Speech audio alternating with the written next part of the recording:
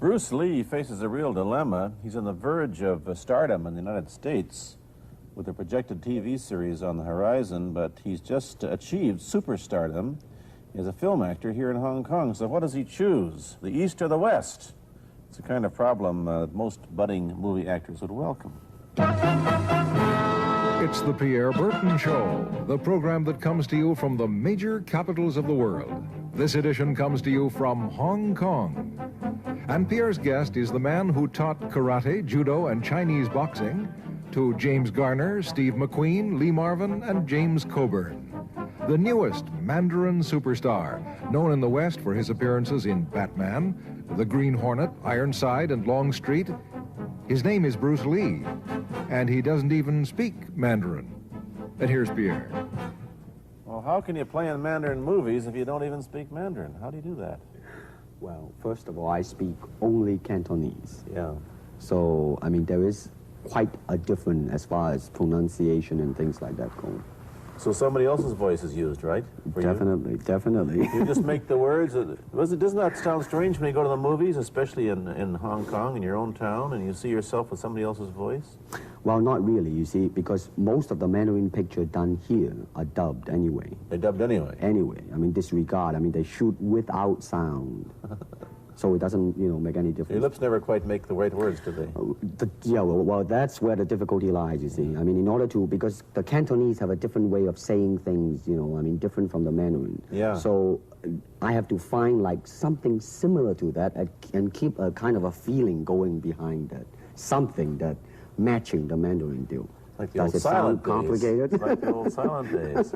But I gather in the movies made here, the dialogue is pretty stilted anyway. Yeah, I agree with you. I mean, see, to me, a motion picture is motion. Yeah. I mean, you got to keep the dialogue down to the minimum. Did you look at many Mandarin movies before you started playing in the first one? Yes. What did you think of them when you saw them? Quality-wise, I mean, I have to admit that it's not quite up to the standard. However, it is growing, and it is getting higher and higher and going toward that standard, that what I would term quality. They say the secret of your success in that movie, The Big Boss, which was such a success here and rocketed you to stardom in Asia, was that you did your own fighting. As an expert in the various martial arts in China, what did you think of the fighting that you saw in the movies that you studied before you became a star? Well, I mean, definitely in the beginning, I had no intention or whatsoever that what I was practicing and what I'm still practicing now would lead to this to begin with. But martial art has a very, very deep meaning as far as my life is concerned, because as an actor, as a martial artist, as a human being, all these I have learned from martial art. Maybe for our audience who doesn't know what it means, you might explain exactly what you mean by martial art. Right. Martial art include all the combative arts like karate or karate, judo, Chinese kung fu or Chinese boxing, whatever you call it. All those. You see, like Aikido, Korean, I can go on and on and on. But it's a combative form of fighting. I mean, it's not, some of them became sport, but some of them are still not. I mean, they use, for instance, kicking to the groin, jabbing fingers at the eyes, and things like that. No wonder you're successful in the Chinese movies. They're full of this kind of action anyway. They needed a guy like you could... Violence, man. So you didn't have to use a double when you moved into the motion picture world here. You did it all yourself. Right. Can you break 5 or 6 pieces of wood with your hand or your foot? I'll probably break my hand and foot. But tell me a little bit... you set up a school in Hollywood, didn't you, for people like James Garner and Steve McQueen and the others? Yes. Why would they want to learn Chinese martial art? Because of a movie role? Not really. I mean, most of them, you see, to me, at least the way that when I teach it, all type of knowledge ultimately means self-knowledge.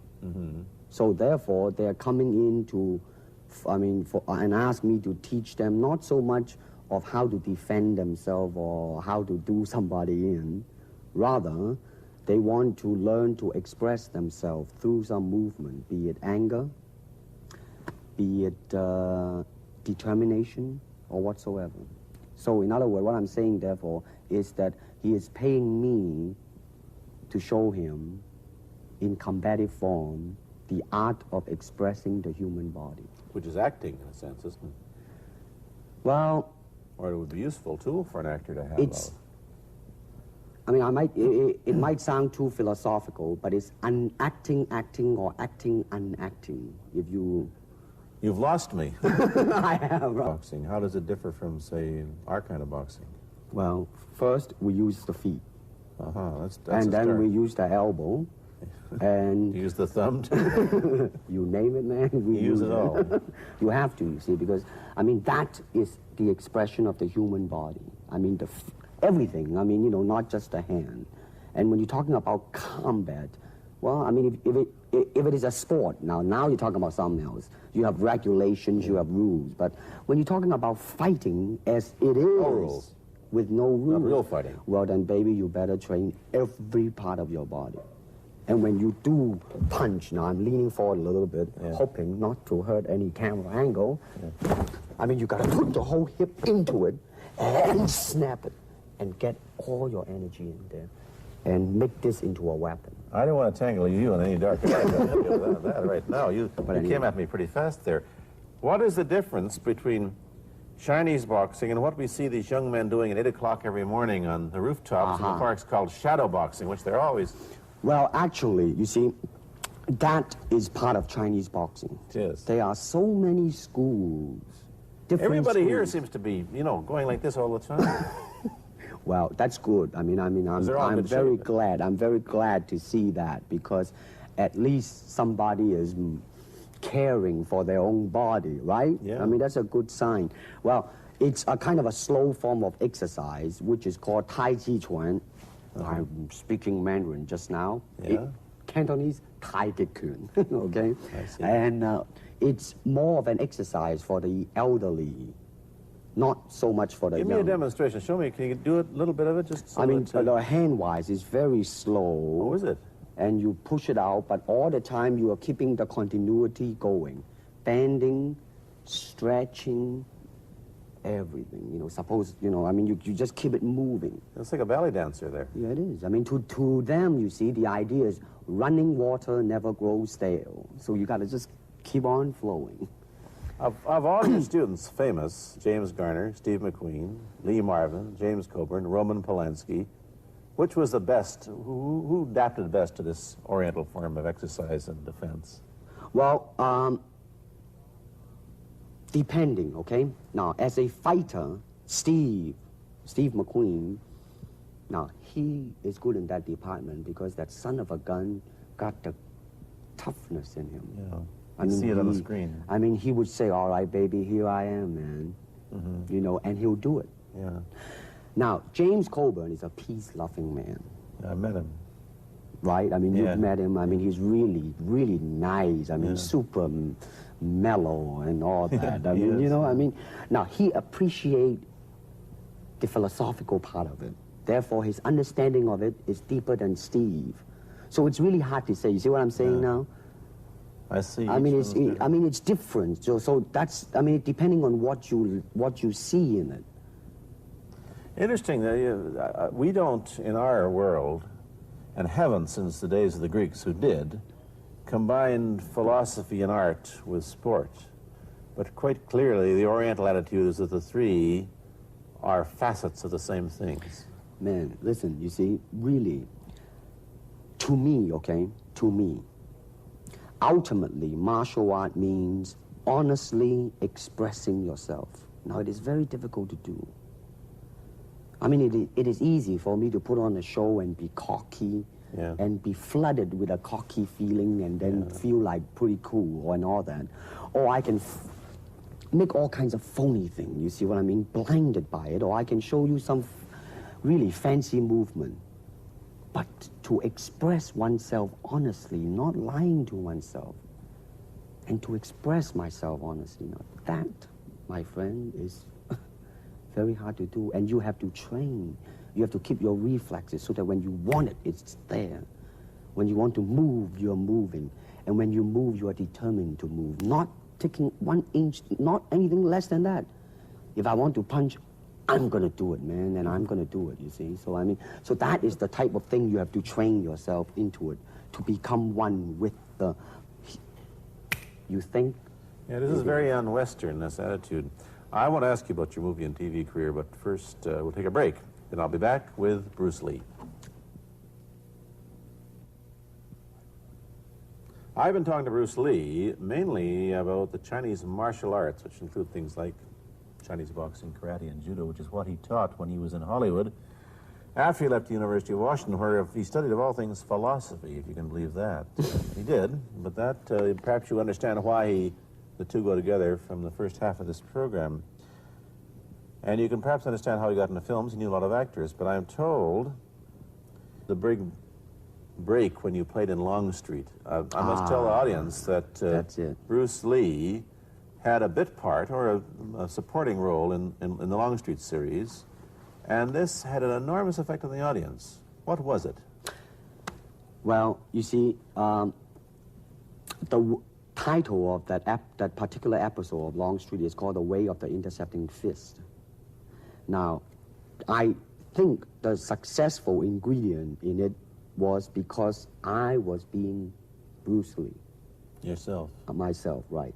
And did that part, just express myself, like I say, honestly express myself at that time. And because of that, I brought, favorable mentioning in, like, New York Times, which says, like, the Chinaman, who incidentally came off quite convincingly enough to earn himself a television series, and so on and so on and so forth. Can you remember the lines by Sterling Siliphant, the key lines? He's one of my students, you know that? Was he too? Yes. You've had everybody as your student. But you read, there were some lines that express your philosophy. I don't know if you can remember them or not. I remember that. Let's said, hear. this is what it is, okay? You're talking to Longstreet, played by James Francesca. I said, empty your mind. Be formless, shapeless, like water. Now, you put water into a cup, it becomes the cup. You put water into a bottle, it becomes the bottle. You put it in a teapot, it becomes the teapot. Now, water can flow, or it can crash. Be water, my friend. Like that, you see? Oh, I see. I get the idea. I get the power behind it. So, now, two things have happened. First, there's a pretty good chance that you'll get a TV series in the States called The Warriors, in which you use, what, the martial arts in a Western setting? That was the original idea. Now, Paramount, I did Longstreet for Paramount, and Paramount wants me to be in a television series. On the other hand, Warner Brother wants me to be in another one, but both of them, I think, they want me to be in a modernized type of a thing. And they think that Western idea is out. Whereas you want to do the Western, eh? I want, because you see, I mean, how else can you justify all these punching and kicking and violence except in that period of the West? I mean, in nowadays, I mean, you don't go around on the street kicking people or punching people. Because if you do, that's it. I mean, I don't care how good you are, But this is true also of the Chinese dramas, which are mainly costume dramas. They're all full of blood and gore over here. You mean here? Yeah. Well, unfortunately, you see, I hope that the picture I am in would either explain why the violence was done, whether right or wrong or whatnot. But unfortunately, pictures, most of them here, are done mainly just for the sake of violence. You know what I mean? Like, fighting for 30 minutes, get stabbed 50 times. Well, I'm fascinated. Let me give you your microphone back. I'm fascinated that you came back. I am a martial artist. You came back to Hong Kong on the verge of success in Hollywood and full of it.